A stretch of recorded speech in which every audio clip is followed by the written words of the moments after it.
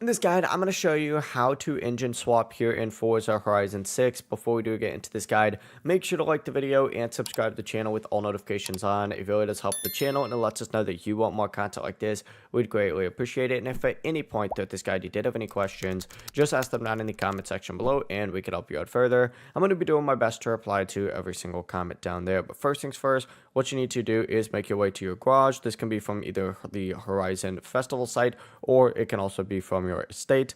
But make your way to your garage, then tab over to the cars tab and choose whatever car it is that you want to modify. Let's just go ahead and say we want to do this Corvette right now.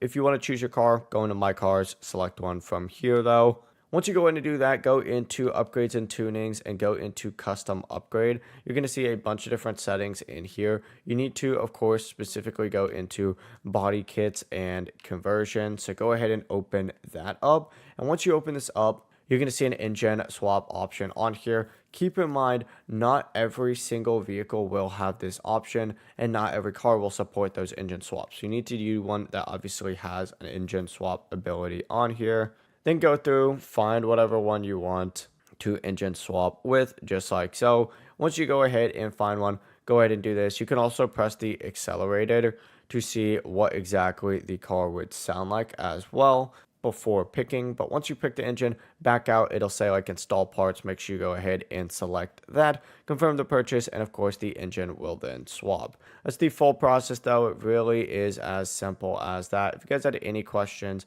ask them down in the comment section below and we can help you out further. I'm going to be doing my best to reply to every single comment down there. Before you do leave this guide, make sure to like the video and subscribe to the channel with all notifications on. It really does help us out and it lets us know that you want more content. Have a great rest of your day though. Peace.